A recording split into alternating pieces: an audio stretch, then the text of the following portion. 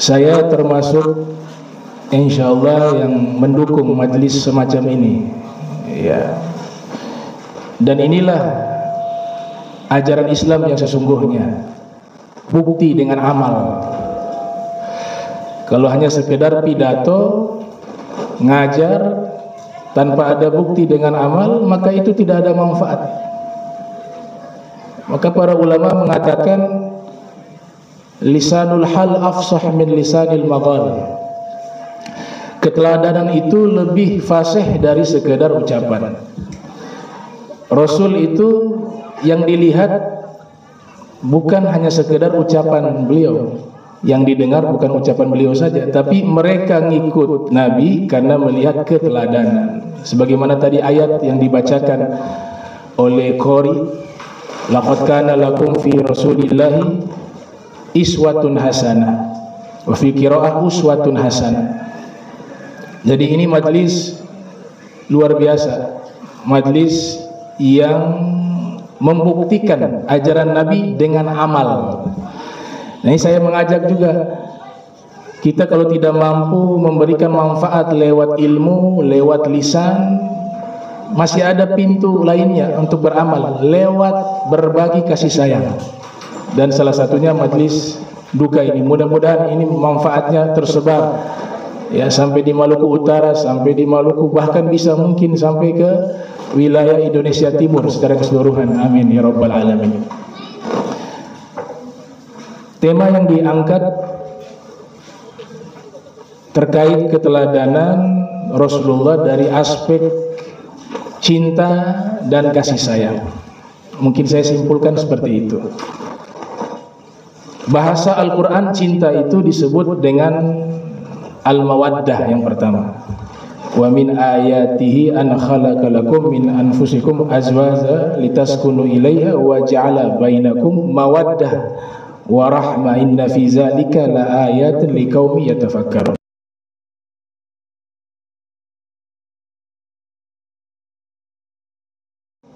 Al-Quran juga menyebutkan cinta dengan kata mahabbah. Juga bahasa hadis, la yu'minu ahadukum hatta akuna ahabba ilaihi min walidihi wa waladihi wan nas ajmain. Jadi ada dua kosakata cinta. Yang pertama al-mawaddah dan yang kedua al-mahabbah. Al-mawaddah ini cinta yang sifatnya biologis, lawan jenis. Makanya ketika berbicara tentang pernikahan, Allah Ta'ala menggunakan kata cinta al-mawaddah, bukan al-mahabbah. Karena itu memang secara biologis ada ketertarikan antara lawan jenis, lelaki dengan perempuan. Dan ini berlakunya bukan hanya kepada manusia. Kalau al-mawaddah ini juga berlaku kepada hewan. Tapi ketika bicara cinta dengan makna al-mahabbah, dia lebih global.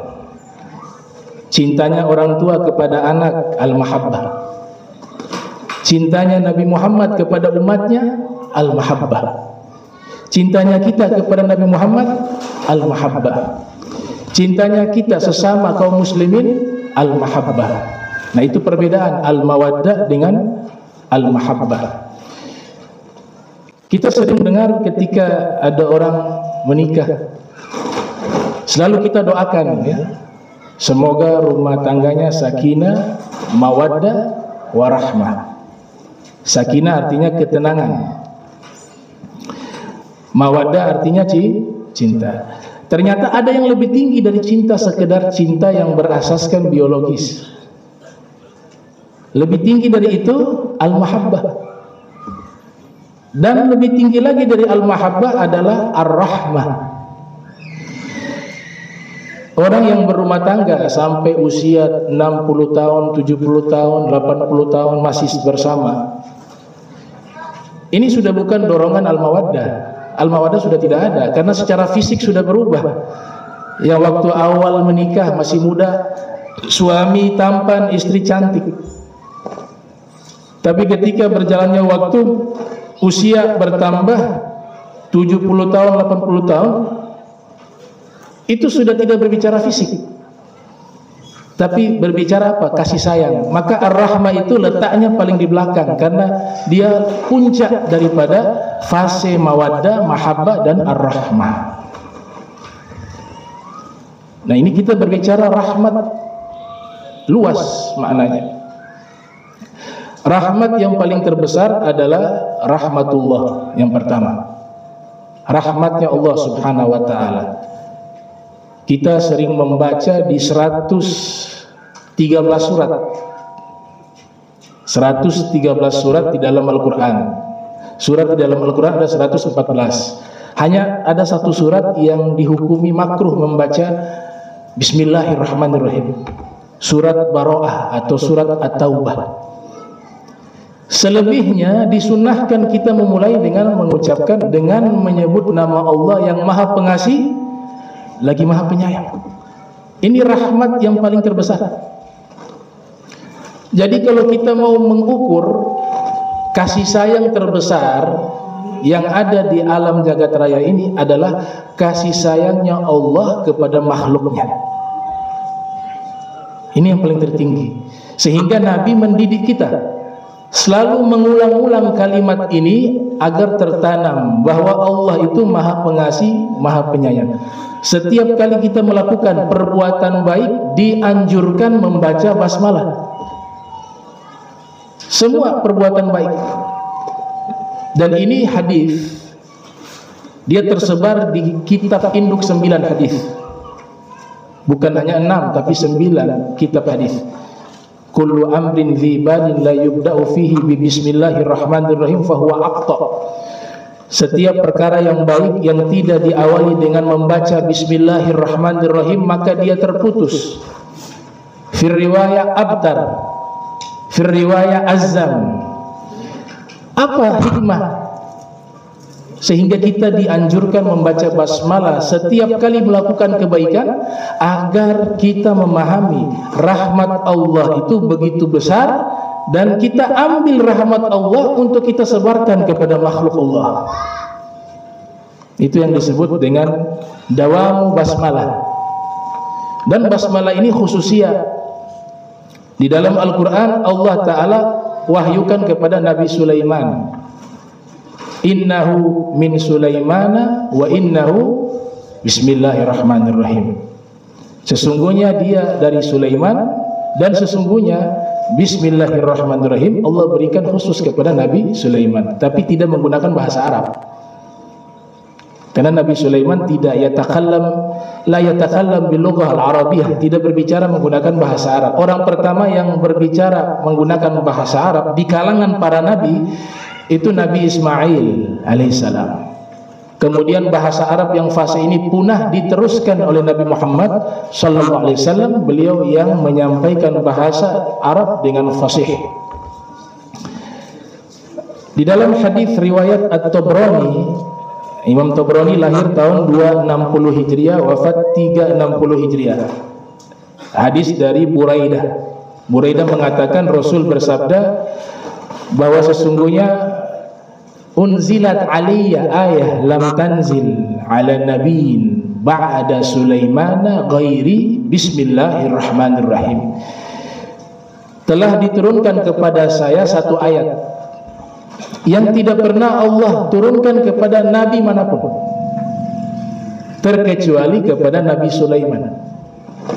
Ayat tersebut adalah bismillahirrahmanirrahim, dengan menyebut nama Allah yang Maha Pengasih lagi Maha Penyayang. Jadi basmalah ini bukan sekedar dibaca.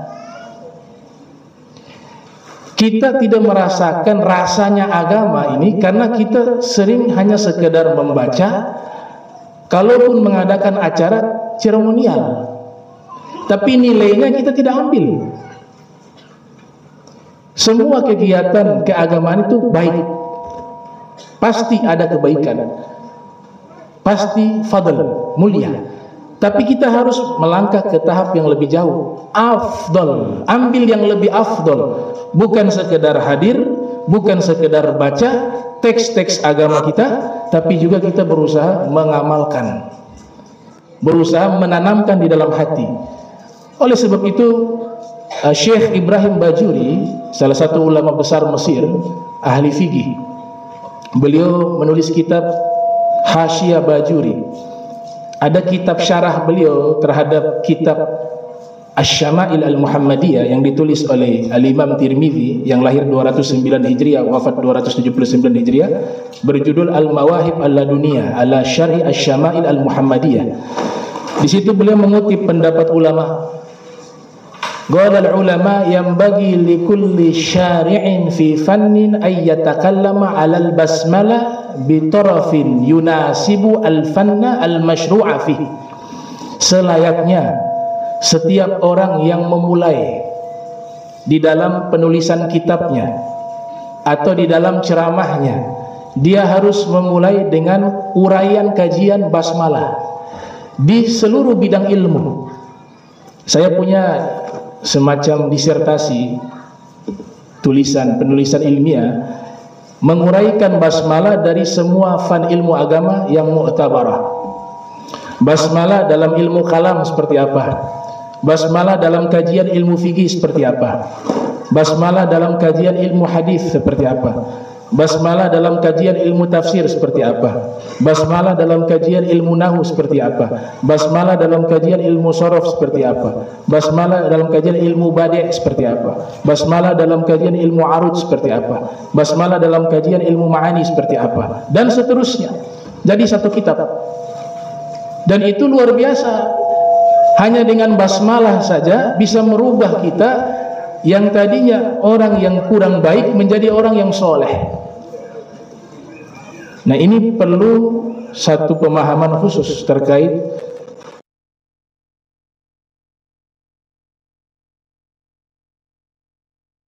sifat di situ, Ar-Rahman dan Ar-Rahim.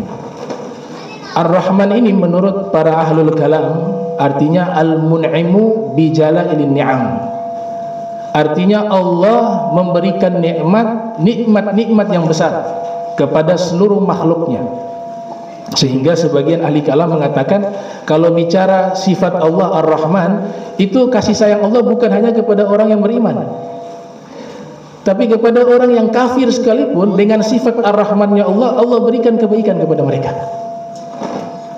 Ini orang-orang yang tidak beriman dengan syariat Islam, mereka ketika melakukan kebaikan ada balasan di sisi Allah. Dari sifat apa? Ar-Rahmannya Allah dan sifat adilnya Allah.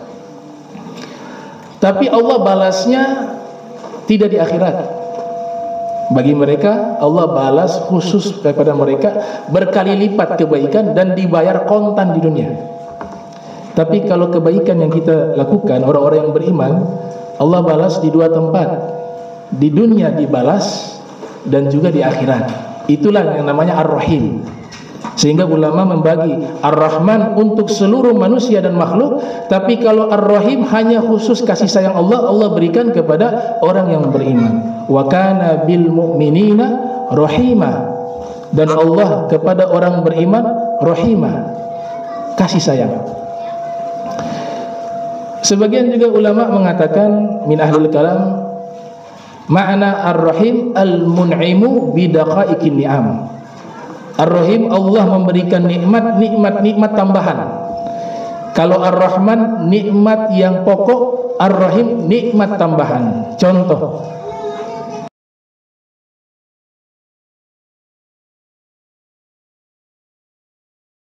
agama Islam itu nikmat pokok, nikmat utama. Nikmat ini Allah berikan berdasarkan sifat Ar-Rahmannya. Tapi ketika ada orang beriman, di situ iman masing-masing berbeda. Ada imannya sedang, ada yang imannya statis di bawah, ada imannya progresif selalu naik. Nah, iman yang selalu naik ini adalah nikmat tambahan dari sifat Ar-Rahimnya Allah. Nah, ini makna Ar-Rahman Ar-Rahim. Di dalam hadis Nabi menggambarkan bahwa sesungguhnya kasih sayangnya Allah subhanahu wa ta'ala kepada makhluknya itu melebihi kasih sayang ibu kepada anak. Kita semua mengakui bahwa sesungguhnya tidak ada kasih sayang di alam semesta ini yang paling tinggi kasih sayangnya melebihi kasih sayang ibu kepada anak. Gak ada lagi di atas itu. Seorang ibu menyayangi anaknya, kasih sayang ibu kepada anaknya ini adalah kasih sayang yang paling puncak di alam semesta. Gak ada lagi di atas itu. Walaupun pasangan suami istri beda. Istri menyayangi suami dengan ibu menyayangi anaknya itu beda. Kasih sayangnya beda. Seorang ibu kasih sayangnya, saya katakan gambaran orang ikhlas itu kita lihat dari perjuangan ibu merawat anak. Kita dibesarkan sampai puluhan tahun, entah berapa uang yang dikeluarkan, berapa jam waktunya habis untuk merawat kita. Walaupun 40 tahun kita hidup,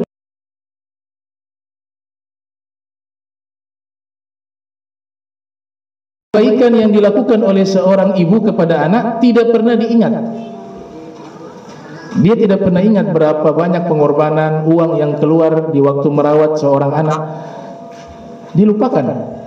Kenapa demikian? Karena memiliki rahmat tadi. Rahmat tertinggi adalah rahmat kasih sayang ibu kepada anak. Gak ada lagi dari situ. Terkecuali kalau berbicara rahmatnya Nabi Muhammad, beda lagi. Itu di atas segala-galanya. Tapi kita berbicara sesama manusia. Ternyata Nabi memberikan satu gambaran, satu contoh. Diriwayatkan dalam kitab Riyadhus Shalihin, ditulis oleh Imam Nawawi, yang lahir 631 Hijriah, wafat 676 Hijriah. Jadi Nabi dengan sahabat menyaksikan ada seorang ibu terpisah dengan anaknya dengan waktu yang cukup panjang. Mereka pengungsi, ada di kamp pengungsian. Tiba-tiba ibu ini sudah mencari anaknya bertahun-tahun tidak berjumpa. Satu ketika di kamp pengungsian itu, sang ibu melihat sang anak. Ketika keduanya saling menatap dan disaksikan oleh Rasul dan sahabat. Kedua-duanya berlarian, kemudian saling memeluk, berpelukan dan meneteskan air mata karena sudah lama terpisah. Rasul dan sahabat-sahabat yang hadir menyaksikan hal itu, mereka terharu. Mereka terharu luar biasa. Ini satu ekspresi cinta seorang ibu kepada anak. Maka Nabi memberikan ilmu waktu itu. Nabi mengatakan, bagaimana menurut kalian?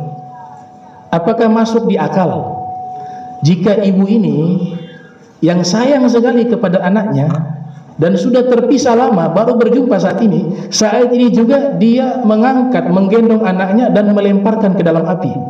Masuk akal tidak, kata Nabi? Oh, sahabat mengatakan tidak mungkin Rasulullah. Ini dia sayang sekali kepada anaknya, apalagi sudah terpisah lama. Kemudian Nabi katakan, lillahi arhamu bi ibadihi min hadhihi bi waladiha. Allah kasih sayangnya kepada makhluknya, kepada hambanya lebih besar dibanding ibu tersebut kasih sayangnya kepada anaknya. Berarti kasih sayangnya Allah itu di atas segala-galanya. Dalam hadis kita ketahui, ini riwayat Imam Bukhari dalam Sahihnya, lahir 194, wafat 256 Hijriah. Ja'alallahu ar-rahma fi mi'ati juz'in fa'amsaka indahu tis'atan wa tis'ina juz'a wa anzala fil ardi juz'an wahida. Allah subhanahu wa ta'ala menciptakan 100 kasih sayang. Jadi ada 100 rahmat diciptakan oleh Allah. 99 kasih sayang Allah, Allah tahan, Allah simpan di akhirat. Yang satu Allah turunkan di bumi. Kasih sayang ini dibagi kepada seluruh makhluk dari golongan manusia. Anak sayang ke orang tua sayang kepada anak. Hewan begitu juga saling sayang. Ibunya, bapaknya, semua berkasih sayang di alam semesta itu hanya mengambil satu rahmat yang Allah ciptakan. Yang 99 Allah simpan di akhirat. Untuk siapa? Untuk umat Nabi Muhammad sallallahu alaihi wasallam dan umat-umat nabi-nabi terdahulu. Berarti rahmat Allah itu sangat besar Sehingga Allah dengan rahmat itu sendiri, Allah simpan kasih sayangnya yang 100 dibagi 2, yang 1 diturunkan ke bumi, yang 99 disimpan untuk kita. Ini yang luar biasa, Allah simpan untuk kita. Berarti simpan rahmat Allah 99 itu bagian dari rahmatnya Allah. Dikasih dan diberikan rahmat ini kepada siapa? Kepada Nabi Muhammad sallallahu alaihi wasallam. Saya teringat satu riwayat hadis, disebutkan dalam hadis Sahih Al-Bukhari, Nabi mengatakan, ana qasim wallahu mu'ti.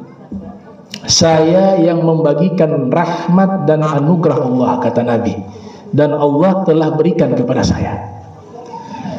Maka kita kalau ingin melihat kasih sayang Allah dengan wujud makhluk, dia adalah Nabi kita Muhammad sallallahu alaihi wasallam. Kita membaca ayat Al-Qur'an, wa ma arsalnaka illa rahmatan lil alamin. Kami tidak mengutus dirimu wahai Nabi Muhammad di alam semesta ini terkecuali sebagai rahmat kasih sayang untuk alam semesta. Jadi manifestasi kasih sayangnya Allah ada di dalam pribadi wujud Nabi Muhammad sallallahu alaihi wasallam.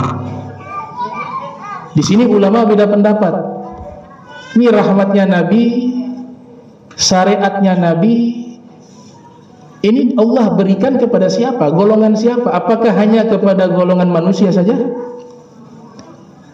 Ataukah kepada golongan jin juga dengan manusia? Ataukah semua makhluk dapat bagian kasih sayang Nabi? Maka ada khilaf di kalangan para ulama. Ada seorang syarif namanya Syarif Umar bin Hamid Bafaraj, menulis kitab berjudul Fathul Ali kalau tidak salah. Ya, kitab tentang perbedaan pendapat di antara Imam Ibnu Hajar Al-Haytami dengan Imam Romli. Kita ketahui dua ulama ini ulama besar mazhab Syafi'i. Kedua-duanya ada di Mesir. Ibnu Hajar di Makkah, kemudian hijrah juga di beberapa tempat. Di situ dikatakan menurut Ibnu Hajar Al-Haytami bahwa Nabi Muhammad diutus itu juga bukan hanya kepada manusia, tapi juga Nabi Muhammad diutus kepada bangsa jin dan malaikat. Bahkan Imam Al-Barizi menyatakan bahkan kepada jamadat, benda-benda mati sekalipun itu dapat rahmatnya Nabi Muhammad. Ini pendapat Ibn Hajar Al-Haytami, pendapat Al-Barizi. Walaupun ada sebagian ulama mengatakan Nabi diutus hanya kepada manusia dan jin. Di sini kesepakatan. Kalau Nabi diutus kepada bangsa manusia dan jin, kalau ada yang mengingkari faqad kafar, kata mereka. Tapi tambahannya hilaf. Kepada malaikat ada yang mengatakan iya kepada malaikat juga. Yang menolak mengatakan tidak kepada malaikat karena malaikat tidak mendapatkan syariat. Yang mendapatkan syariat Nabi Muhammad itu bangsa jin dan manusia. Malaikat tidak mendapatkan hukum syariat Rasulullah. Sehingga ulama yang mengatakan bahwa Nabi Muhammad hanya diutus kepada bangsa manusia saja dan jin, tidak malaikat, salah satu dalilnya adalah malaikat tidak melaksanakan syariat.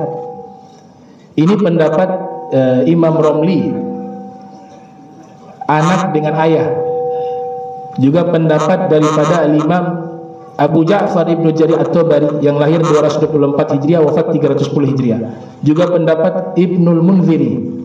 Tapi yang paling kuat adalah Nabi diutus kepada seluruh alam, termasuk malaikat. Ada kesimpulan yang menengahi pendapat ini dari seorang ulama bernama Said Sato, menulis kitab I'anatut Talibin. Beliau mengatakan irsalu taklifin wa irsalu tashrifin. Nabi diutus membawa dua risalah. Risalah yang sifatnya di situ adalah undang-undangnya Allah, hukumnya Allah, disebut irsalu taklif. Risalah yang kedua disebut irsalu tashrif. Nabi diutus membawa risalah yang memuliakan orang yang mengikutinya atau orang yang berinteraksi dengannya. Para malaikat masuk di irsalu tashrif. Jibril berjumpa dengan Rasul bukan menambah kemuliaan Rasul. Tapi terbalik, malaikat Jibril bertambah mulia karena sebab bertemu Nabi Muhammad. Bukan Nabi Muhammad mulia karena bertemu malaikat Jibril. Maka saya tidak sependapat. Ada yang menyatakan bahwa Nabi Muhammad itu belajar kepada malaikat Jibril. Saya tidak sependapat. Karena manzilah Nabi Muhammad di atas malaikat Jibril. Kalau mau buat ukuran ilmunya Jibril dengan ilmunya Nabi Muhammad, kita lihat peristiwa Mi'raj. Jibril tidak mampu menembus hijab yang disebut oleh Syekh Nawawi ada 70.000 hijab untuk bisa berjumpa dengan Allah. Satu hijab pun Jibril tidak mampu menembusnya. Tapi Nabi menembus 70.000 hijab itu dan berjumpa dengan Allah. Jibril belum pernah melihat Allah, belum pernah berjumpa dengan Allah, bertatap muka, musyahadah belum pernah. Illa Nabi Muhammad. Maka Al-Habib Abdullah bin Muhsin Al-Attas, seorang imam besar, ulama besar, wali besar di Bogor, Kramat Empang Bogor. Tulisan suratnya beliau, Rasail, termuat bahwa itulah isyarat ilmunya Jibril masih di situ, belum sampai ke Allah. Tapi ilmunya Nabi Muhammad sudah sampai wusul dan musyahadah billah, menyaksikan Allah bertatap muka langsung. Maka yang murid Jibril, yang murid adalah malaikat Jibril. Rasulullah maha guru, gak ada yang menjadi gurunya Nabi Muhammad kecuali Allah. Addabani Rabbi fa ahsana ta'dibi. Sekalipun para nabi, semua Nabi Adam sampai Nabi Isa, semua itu muridnya Nabi Muhammad.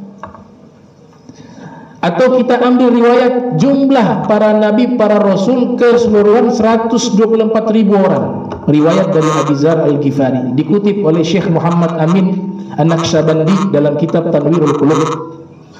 Semua itu muridnya Nabi Muhammad. Inilah yang dimaksud dalam syair Burdah, wa kulluhum min rasulillahi multamisun garfan minal bahri aw rashfan minad diyami wa waqifuna ladayhi inda haddihim min nuqtatil ilmi aw min syaklatil hikam. Semua para rasul yang 124.000 itu, mereka mengambil setetes dari lautan ilmu Nabi Muhammad SAW. Maka inilah sang maha guru. Rahmatnya Nabi Muhammad itu lambang simbolik dari rahmatnya Allah. Banyak sekali ayat menyebutkan hal itu. Fabima rahmatin minallahi linta lahum walau kunta fazzan ghalidhal qablan faddu min hawlik fa'fu anhum wastaghfir lahum washawirhum fil amr fa idza 'azamta fatawakkal 'ala Allah innallaha yuhibbul mutawakkilin. Dari percikan rahmatnya Allah engkau berlaku lemah lembut kepada mereka. Berarti di sini rahmatnya Nabi Muhammad adalah percikan dari rahmatnya Allah Subhanahu wa taala. Dan Nabi sallallahu alaihi wasallam ini kasih sayangnya kepada kita terlampau besar. Bukan besar, bukan. Kalau besar masih sedikit. Kasih sayangnya Nabi kepada kita terlampau sangat besar. Kita semua ini bisa jadi musuh di yaumul kiamat. Bahkan anak dengan orang tua yang memang dibuat oleh Allah, kasih sayang ibu kepada anak, kasih sayang yang tertinggi di alam semesta, tapi di yaumul kiamat bisa jadi musuh. Ketika anak menuntut, ya Rob, saya masuk neraka karena ibu saya dan ayah saya tidak mendidik saya. Kasih sayangnya hilang waktu itu. Dia hanya ada di dunia saja. Al-yawma yafirul mar'u min akhihi wa ummihi wa sahibatihi wa banihi likullin ri'in yawmin sya'nu yughnihi. Di hari itu semua lari. Anak dengan orang tua lari, suami dengan istri. Kenapa lari? Saling tuntut, saling menyalahkan. Di mana kasih sayang waktu itu? Hilang. Jadi cinta sejati sesama makhluk tidak ada. Cinta sejati itu kepada Allah dan kepada Rasul Muhammad sallallahu alaihi wasallam.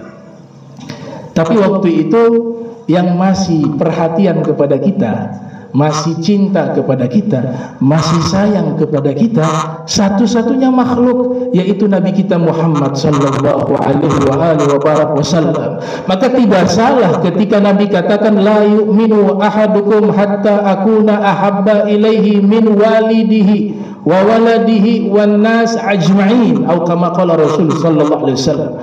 Tidak sempurna keimanan seorang di antara kalian hingga dia jadikan aku Nabi Muhammad lebih dia cinta melebihi orang tuanya, anaknya dan seluruh manusia. Ini hal yang wajar karena Nabi mencintai kita melebihi cintanya orang tua kepada anak, melebihi cintanya anak kepada orang tua, bahkan melebihi cintanya seluruh manusia kepada kita. Dan dikatakan oleh para ulama, bahkan Nabi lebih cinta kepada kita melebihi diri beliau sendiri. Itu yang luar biasa. Nabi tidak pernah memikirkan dirinya, yang dipikirkan adalah umatnya. Nabi lupa terhadap dirinya, berkasih sayang terhadap dirinya karena terlalu besar cintanya, rahmatnya kepada umatnya. Alaihi salatu wassalam.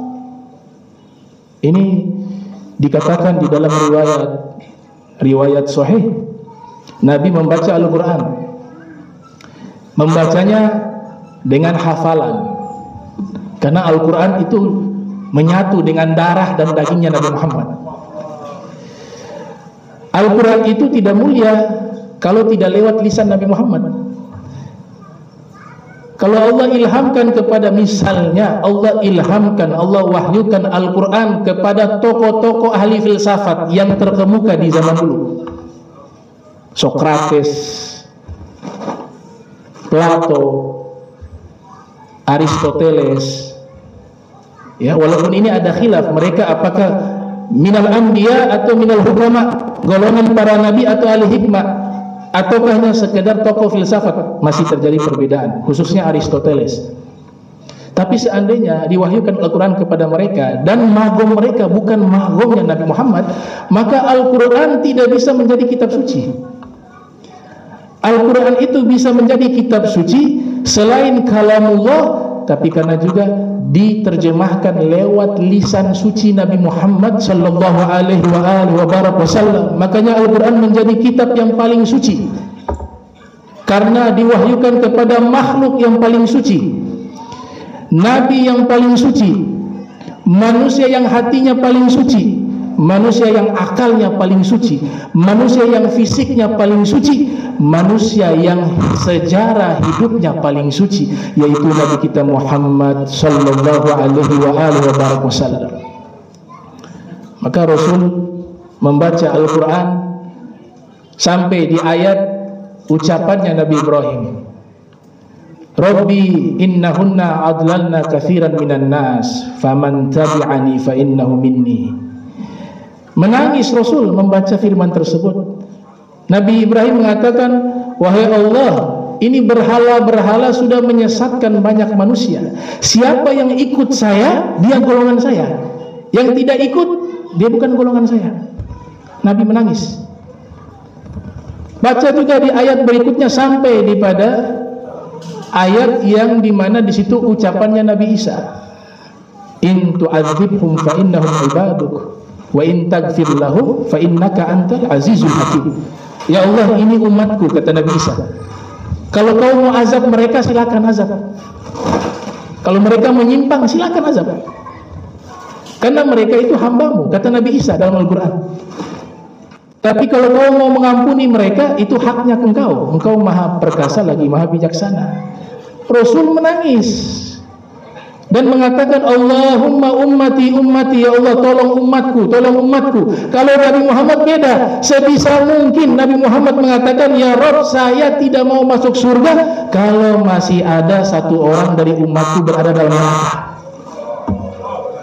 Wala sawfa ya'tika rabbuka fatarda la arda wa wahidun min ummati finnar. Dalam tafsir Jalalain disebutkan, Nabi mengatakan, aku tidak akan pernah ridho ya Allah jika masih ada satu orang dari umatku. Ini satu orang ini kita tidak tahu apakah ahli taat atau ahli maksiat, apakah orang yang hidup di dunia selalu mengingat Nabi atau tidak. Tidak disebutkan itu. Siapapun dia, selama dia sudah bersyahadat kepada Nabi, asyhadu an la ilaha illallah wa asyhadu anna muhammadar rasulullah, sekalipun pendosa, sekalipun fasik, Nabi tetap mengharapkan orang itu diselamatkan, walaupun hanya satu orang. Berbeda dengan Nabi Ibrahim tadi. Nabi Ibrahim mengatakan, yang ikut saya, yang taat, selamat. Kalau yang tidak taat kepada saya, bukan golonganku, kata Nabi Ibrahim. Itu yang membuat Nabi menangis. Karena Nabi tidak seperti itu.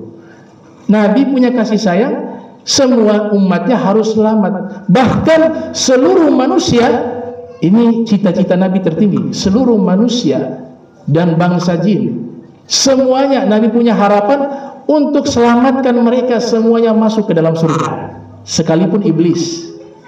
Iblis itu ada bagian kasih sayang Nabi terlalu luas, sampai-sampai iblis kebagian jatah kasih sayang Nabi Muhammad. Makanya ada peristiwa pembelahan dada. Itu bukan mengeluarkan kotoran. Imam Kastalani dan para ulama hadis lain mengatakan bahwa itu mengeluarkan kasih sayangnya Nabi yang terlampau luas, hingga iblis masih berharap selamat di akhirat, dapat syafaat Nabi Muhammad, karena Nabi sangat penyayang kepada seluruh makhluk Allah Ta'ala. Dicabut itu. Wa ma akhrajal amlak min qalbihi adza walakinnahum zaduhu tuhran ala tuhrin. Al-Habib Ali Al-Habsyi mengatakan para malaikat mengeluarkan hati Nabi bukan karena ada kotoran, tapi mereka mensucikan hati Nabi Muhammad yang sudah suci bertambah lebih suci lagi. Maka Allah menyaksikan Nabi menangis ketika membaca dua ayat tersebut. Ayat yang mengabarkan ucapan Nabi Ibrahim dan ayat yang mengabarkan ucapan Nabi Isa. Menangis Nabi, Allahumma ummati ummati, ya Allah tolong umatku, tolong umatku. Allah perintahkan Jibril, ya Jibril izhab ila Muhammad wasalhu, kau pergi temui Nabi Muhammad, tanya kepadanya kenapa dia menangis. Ma yubki wallah a'lam, padahal Allah Maha tahu, tapi Allah ingin tunjukkan kepada Jibril seberapa luasnya rahmat kasih sayangnya Nabi Muhammad kepada umatnya. Maka diperintahkan Jibril menemui Rasul Muhammad sallallahu alaihi wasallam, bertemu dengan Nabi dan mengatakan, wahai Rasulullah, Allah mengirimkan salam kepadamu dan Allah bertanya kepadamu, kenapa engkau menangis? Maka Nabi mengatakan, ummati ummati, saya menangis karena saya takut keadaan umat saya di yaumil qiyamah. Saya terkenang ucapan Ibrahim, saya terkenang ucapannya Isa terhadap umat mereka. Maka saya berharap umat saya seluruhnya selamat di akhirat. Jibril kembali menemui Allah dan melaporkan hal itu, dan Allah menyatakan, sampaikan kepada kekasihku Muhammad, sampaikan oleh Jibril, katakan kepadanya, inna sanurdika fi ummatik wala nasu'uk abada. Aku akan membuat Nabi Muhammad ridho, bahagia dengan aku memberikan kebaikan kepada umatnya Nabi Muhammad, dan aku tidak akan memberikan kekecewaan di dalam hati Nabi Muhammad sallallahu alaihi wasallam. Subhanallah. Ini pesannya Allah kepada Nabi sallallahu alaihi wasallam. Rahmat, kasih sayang. Nabi punya kasih sayang bahkan kepada musuh. Yang memusuhi Nabi, Nabi berikan porsi kasih sayangnya kepada mereka. Manusia yang luar biasa. Itu diceritakan dalam satu peperangan, ada salah satu sahabat mengatakan, wahai Rasulullah, tolong laknat mereka nih, musuh-musuh Allah ini yang memerangimu. Apa kata Nabi? Lam ub'ath la'ana wa innama bu'ithtu rahmah. Saya diutus oleh Allah bukan menjadi tukang laknat. Saya diutus oleh Allah membawa kasih sayangnya Allah kepada seluruh makhluk Allah. Ini konteksnya menghadapi musuh. Itu rahmat kasih sayangnya Nabi Muhammad sallallahu alaihi wasallam. Maka sungguh jelas Allah nyatakan, laqad ja'akum rasulun min anfusikum azizun 'alaihi ma 'anittum harisun 'alaikum bil mu'minina raufur rahim. Ini sifatnya Allah, rauf rahim.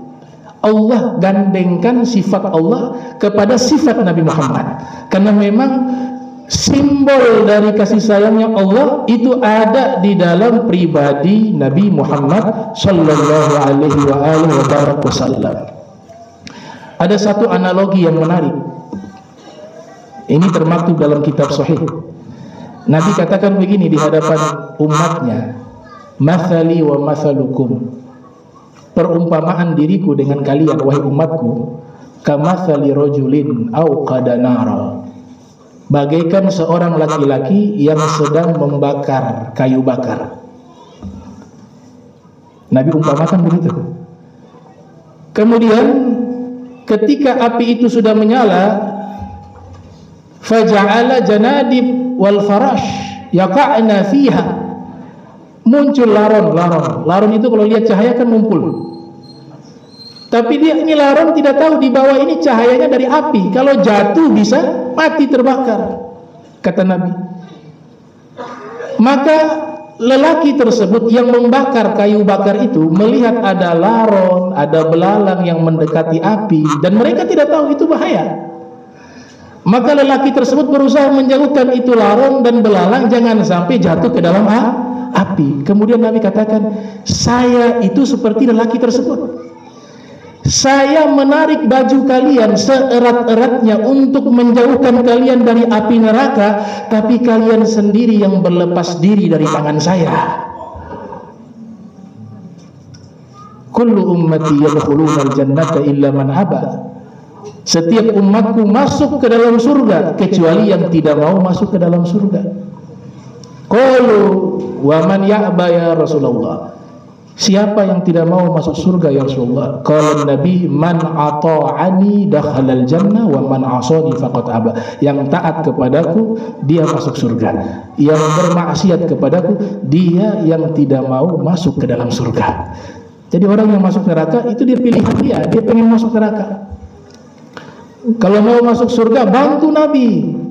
Nabi minta tolong kepada umatnya. Satu sahabat datang menemui Nabi, wahai Rasulullah, saya meminta kepadamu, doakan kepada Allah agar saya bisa menjadi teman dekatmu di dalam surga. Apa kata Nabi? Bantu saya dengan banyak sujud. Jadi kita bukan hanya mengandalkan syafaat Rasul, tapi kita buktikan dengan amal kita.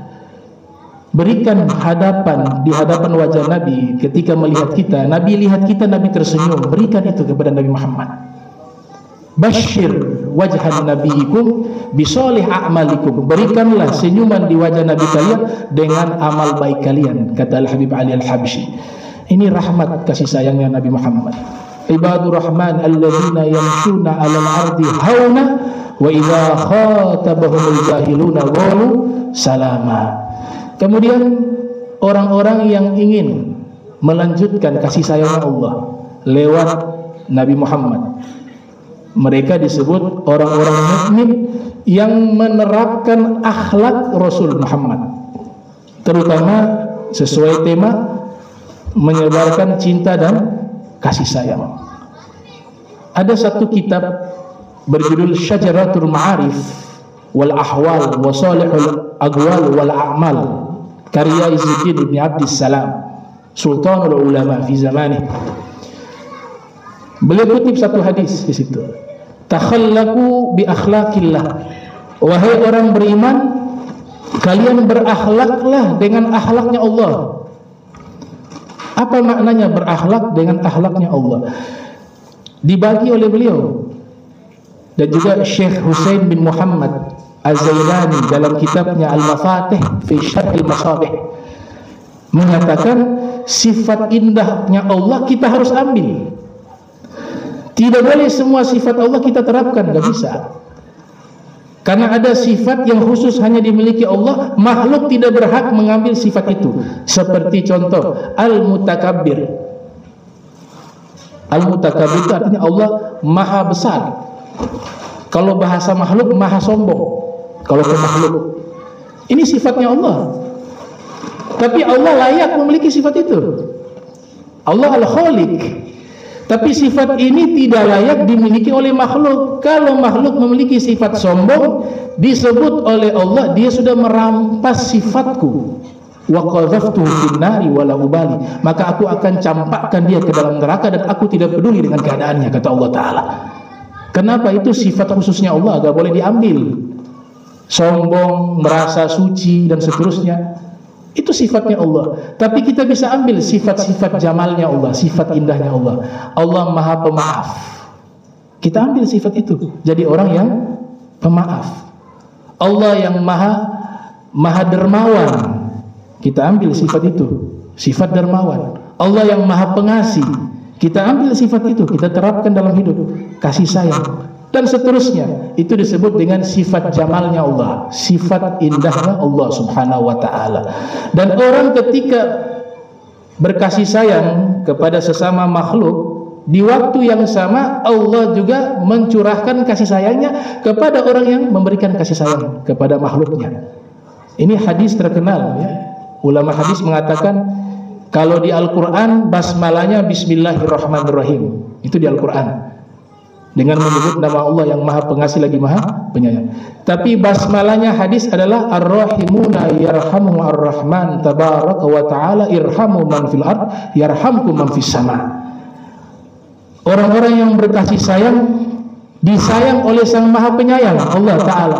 Sayangilah seluruh makhluk yang ada di bumi, niscaya yang di langit akan menyayangi kalian.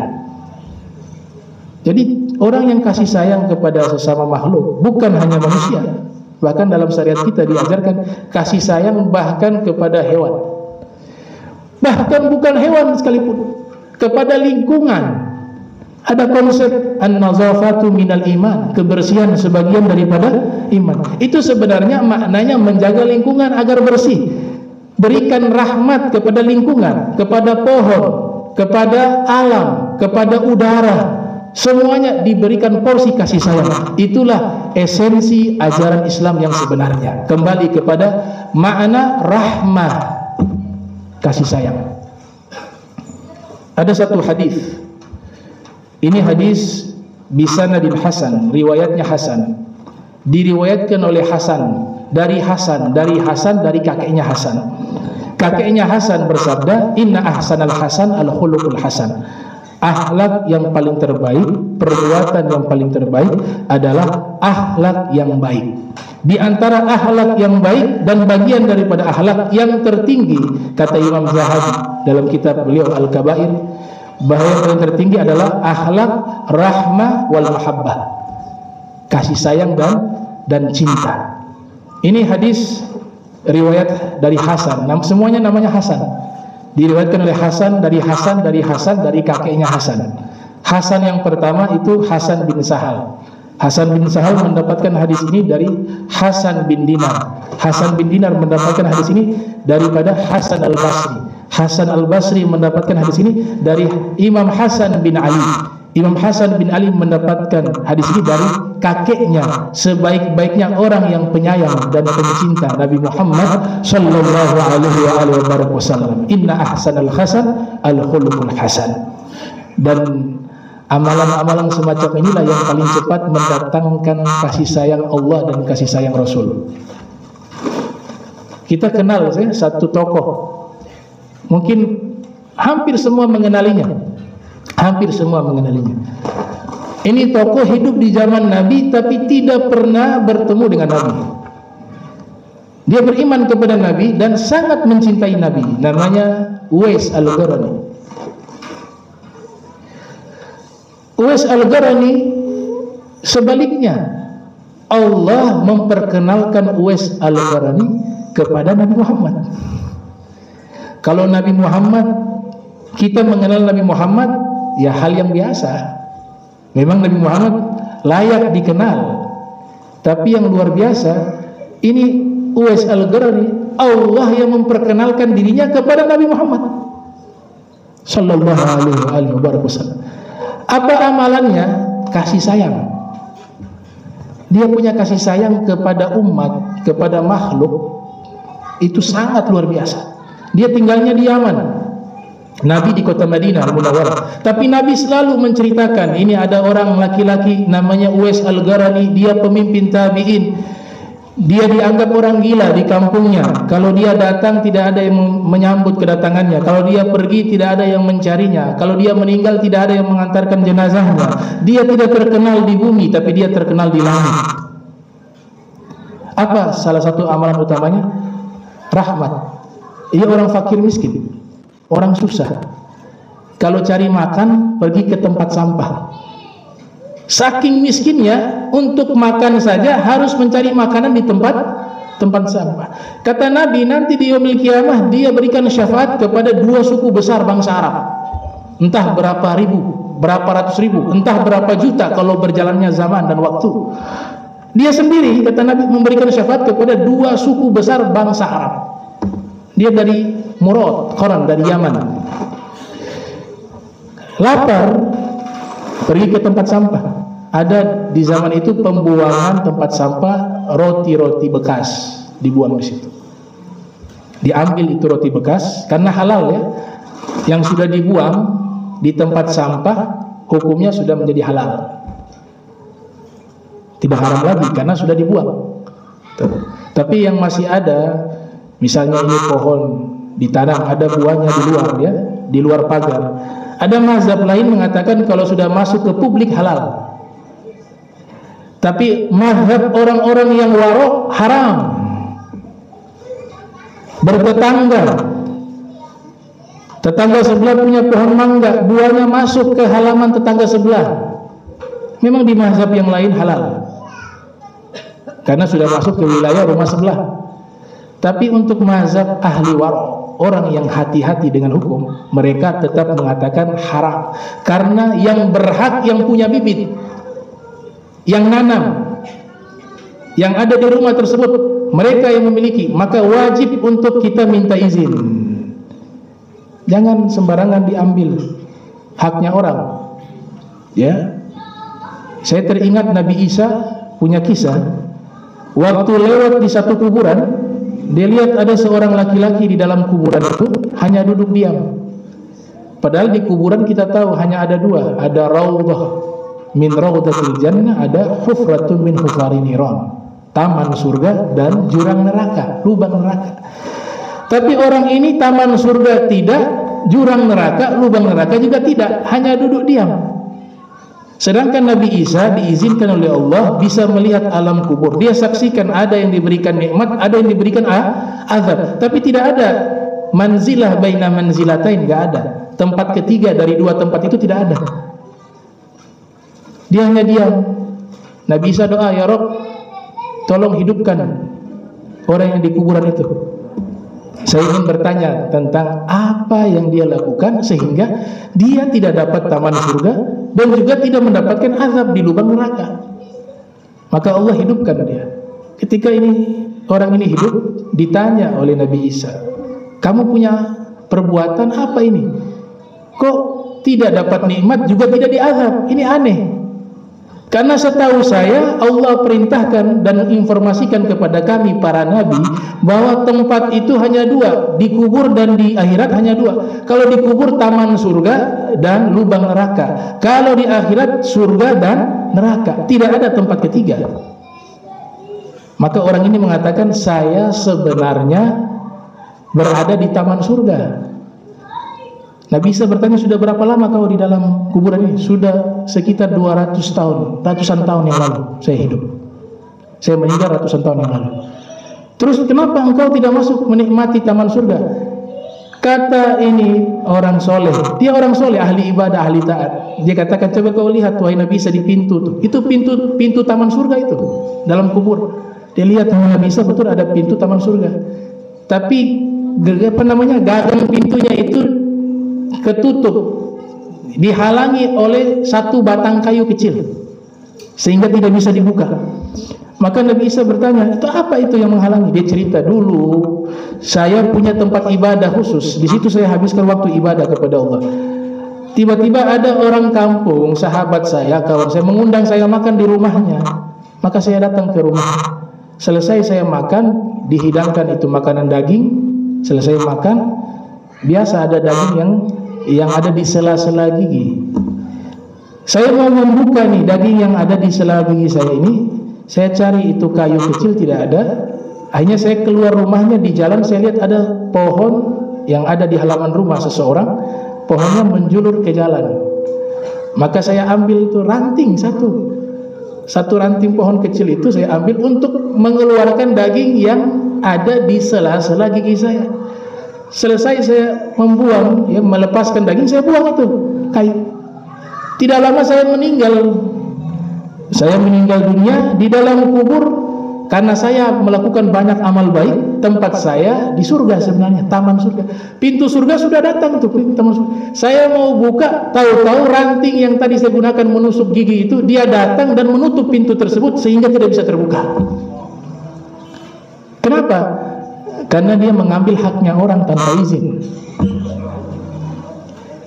Itu kalau ranting, bagaimana kalau ya? 10M, ya, 20M.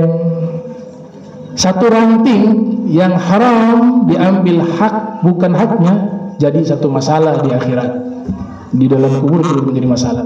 Nah, ini sifat-sifat terpuji yang harus kita miliki. Selain cinta, kasih sayang, juga harus ada sifat warok, hati-hati dengan hukumnya Allah Subhanahu wa ta'ala.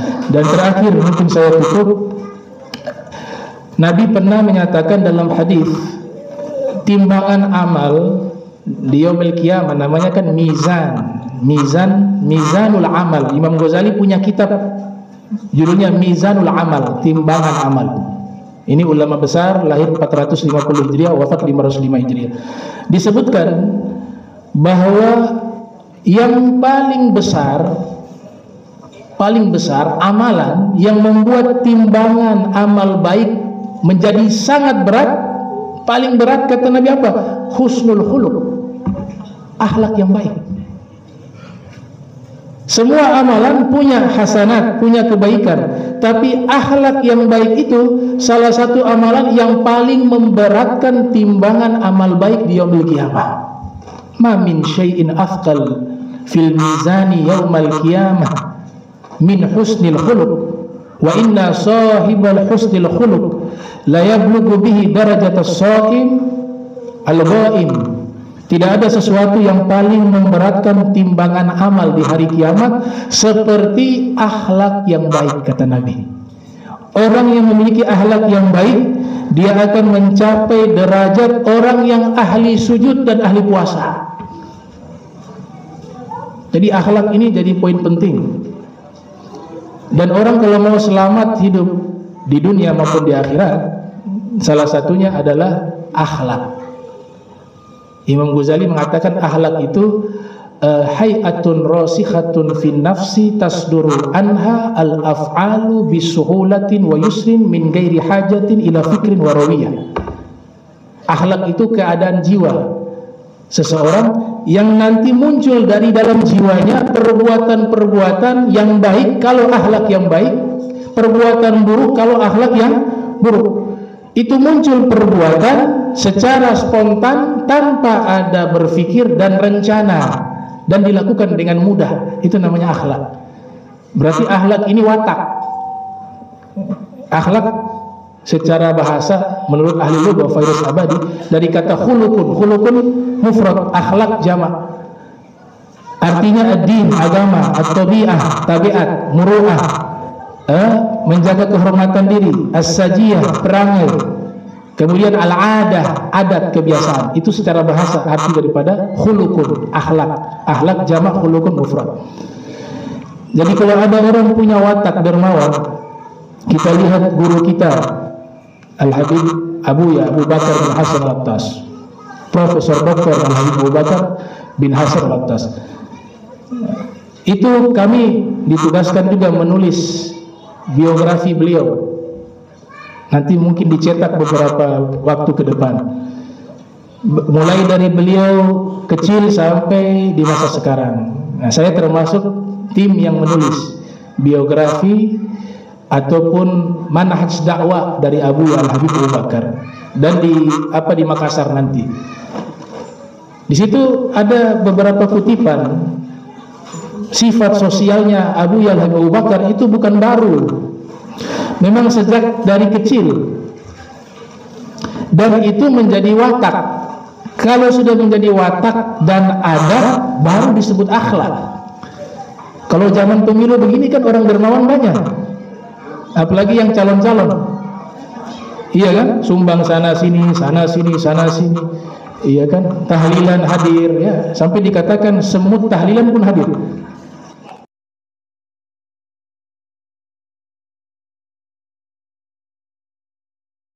Tidak semua, ada mungkin yang baik juga ada. Tapi kalau hanya musim jadi dermawan, menggunakan musim, berarti belum akhlak, tapi masih latihan menjadi orang dermawan. Tapi kalau sudah menjadi akhlak yang mulia, sifat dermawan, itu sudah sejak dari kecil sampai dewasa, baik keadaan susah maupun lapang, miskin maupun kaya, sifat itu tidak bisa hilang, dan itu dimiliki oleh guru kita yang mulia Al-Habib Abu Bakar. Itu yang namanya akhlak. Tapi kalau kadang-kadang dermawan, pas lagi senang baru dermawan, lagi susah dan dermawan, lagi ada maunya dermawan, tidak ada maunya tidak dermawan, belum disebut akhlak. Itu yang dimaksud oleh Imam Ghazali. Itu al-akhlak al-karimah. Jadi susah. Makanya orang yang miskin itu harusnya bersyukur. Orang miskin harusnya bersyukur. Kita baca hadis, ya, ada semacam saran, protes dari sahabat yang miskin terhadap sahabat-sahabat yang kaya. Mereka mengatakan, wahai Rasulullah, itu sahabat-sahabat yang kaya amalannya lebih banyak dari kami. Mereka bisa sedekah dengan hartanya, tapi kami gak punya harta. Apa yang kami berikan untuk umat? Kata Nabi, menghibur hati mereka, kalau baca zikir-zikir itu, tasbih, tahlil, itu sedekah. Ini makna hadisnya. Tapi kalau pendalaman, orang yang fakir bisa jadi sedekahnya jauh lebih besar pahalanya, pengorbanannya dibanding orang kaya. Itu yang dimaksud dalam riwayat yang lain, bahwa 1 dirham mengalahkan 1000 dirham. Atau fi riwayat 100.000 dirham. 1 dirham, dia sedekah 1 dirham, pahalanya mengalahkan sedekah 100.000 dirham.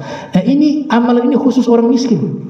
Jadi orang miskin itu bersyukur. Kenapa? Dia bisa melakukan satu amalan sedekah yang orang kaya tidak bisa lakukan. Contoh, orang miskin memiliki uang hanya 100.000 di tangan. Hanya di tangan 100.000. Nanti korelasi dengan Uwais Al-Qarani terakhir saya tutup. Ketika dia keluarkan 100.000, dia sedekahkan 100.000 kepada orang lain, kepada orang yang lebih susah darinya, dia sudah bersedekah seluruh hartanya. Allah tidak hitung nilai 100.000-nya. Allah hitung dia punya kualitas sedekahnya. Hartanya hanya ada segitu, tapi dia berani keluarkan semua. Amalan semacam ini orang kaya gak bisa lakukan. Bisa gak orang kaya punya uang 10 triliun, kalau ikut yang orang miskin tadi, semua harta disedekahkan, gak berani dia. Setengah pun gak berani. Tapi orang miskin yang sedikit dia miliki, dia kasih, pahalanya melampaui itu. Tapi kalau jadi kaya, orang kaya susah. 1M 500 juta. Kalau orang miskin gampang, 100.000, ya 50.000 keluar, setengah. Orang kaya 1M 500 juta, rasa berat 500 juta keluar nih. Makanya bersyukur. Kadang-kadang Allah ingin sebabkan kita masuk surga lewat keadaan kita. Wa khawwid lahu umurak wahsin fi dzunun, kata Al-Habib Abu Al-Haddad. Ya, prasangka baik kepada Allah, serahkan urusan kepadanya. Semua yang Allah putuskan baik kepada kita. Walaupun menurut kita ini tidak baik, tapi di situ ada rahmatnya Allah kepada kita. Saya selalu menangis kalau baca satu hadis itu, di mana di yaumil qiyamah Allah minta maaf kepada hambanya yang ketika hidup di dunia Allah berikan ujian, masalah demi masalah tanpa henti sampai meninggal dunia. Hidupnya penuh dengan masalah. Di yaumil qiyamah Allah datang kepada hamba tersebut. Allah yang maha besar, maha agung mengatakan, wahai abdi, wahai hambaku, aku minta maaf kepadamu. Tolong maafkan saya karena saya telah menetapkan takdir kepadamu, kamu hidup di dunia dalam keadaan penuh dengan masalah. Hadza Rabb minta maaf kepada makhluk. Saya minta maaf wahai hambaku, tapi hamba ini di akhirat sudah dapat nikmat, tempatnya di surga yang tertinggi. Dia mengatakan, ya Rabb, tidak perlu engkau minta maaf, engkau Tuhanku, aku hambamu. Sekarang nikmat surga aku telah dapatkan, tidak perlu kau maafkan, aku sudah lupakan semua kesusahanku di dunia itu. Kata Allah apa? Ternyata masalah yang Allah berikan kepadanya bagian dari kasih sayangnya Allah. Allah katakan, wahai hambaku, saya mau sampaikan kenapa saya takdirkan engkau hidup di dunia penuh dengan masalah. Karena saya tahu engkau tidak bisa menggapai surgamu lewat sholat, lewat zakat, lewat puasa, lewat haji, lewat umrah. Dan aku tahu dosa-dosamu tidak bisa diampuni dengan berbagai macam amal ibadah kecuali lewat masalah. Masalah itu aku ganti sebagai penghapus dosamu, dan aku ganti sebagai peningkat derajatmu di surga. Dan dengan masalah inilah sebab engkau masuk ke dalam surga, karena engkau bersabar dan menerima ketetapan dan keputusanku, kata Allah Ta'ala. Berarti tidak ada yang jelek. Yang kita lihat jelek pandangan kita sebagai makhluk, tapi hakikatnya di situ ada kasih sayangnya Allah dan ada kasih sayangnya Nabi Muhammad sallallahu alaihi wasallam. Nah, Uwais Al-Qarani, saya katakan ini, saya tutup terakhir dulu, sudah siang. Kenapa beliau sangat dicintai Allah dan dicintai Nabi Muhammad? Bahkan dikatakan seluruh penduduk langit mengenalnya, malaikat.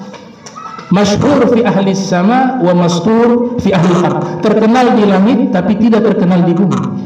Salah satunya tadi saya katakan kasih sayang.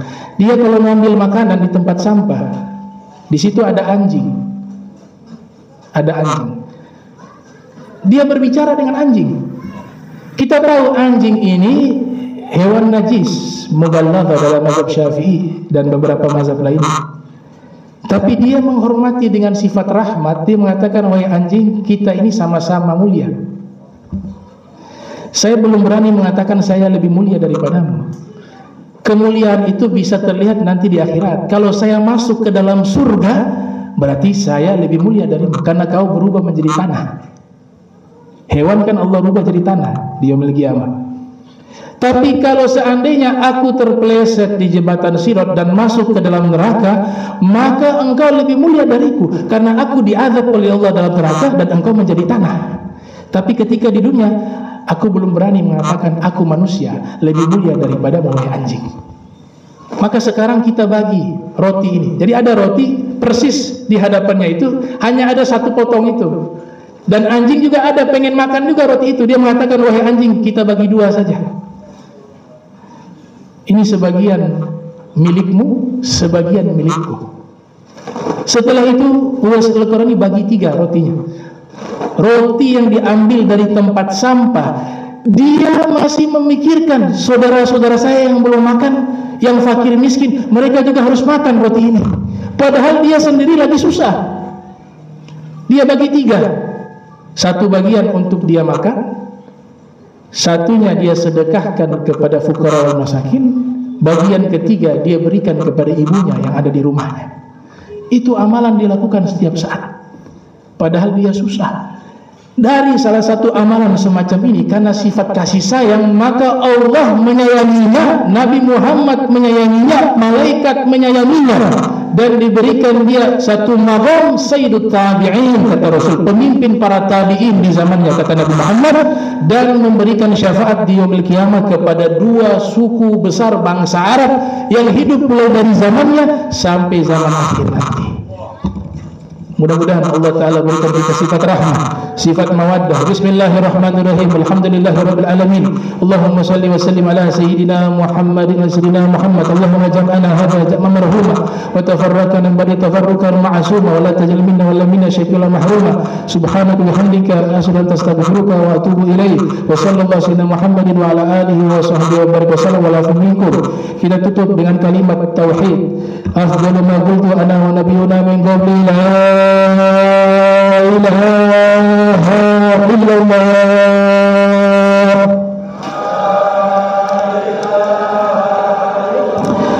لا إله إلا الله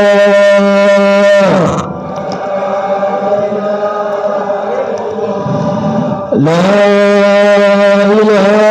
إله إلا الله